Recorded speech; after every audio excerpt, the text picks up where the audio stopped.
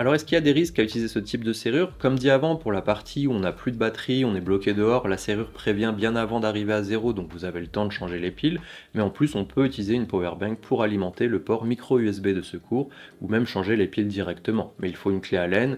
En général, vous vous promenez pas non plus avec une power bank et le câble micro USB qui est plus forcément très utilisé, vous l'avez pas sur vous, hein, forcément. Donc il faut quand même penser à l'avance et le mettre à disposition dans un petit espace si vous pouvez. Ensuite, est-ce que ça peut être hacké? Alors probablement que quelqu'un qui sait ce qu'il fait pourrait le faire, mais quelle est la probabilité que quelqu'un qui sache le faire et précisément sur ce modèle passe comme par hasard devant votre porte? Ça me semble peu probable comparé à un voleur lambda qui pourra forcer une serrure classique. Après, c'est à vous de voir ce que vous en pensez et on peut même désactiver le Bluetooth si on ne souhaite pas s'en servir. Donc a priori, il y aura moins de risques si on vient désactiver ce Bluetooth.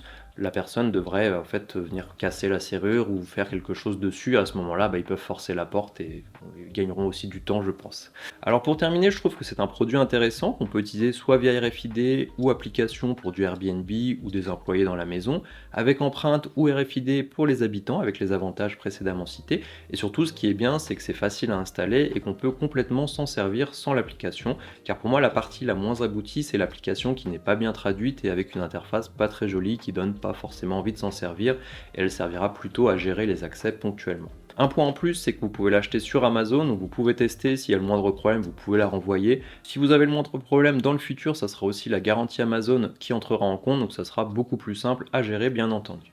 Voilà, j'espère que cette vidéo vous a plu, dites-moi ça en commentaire et on se voit dans la prochaine vidéo.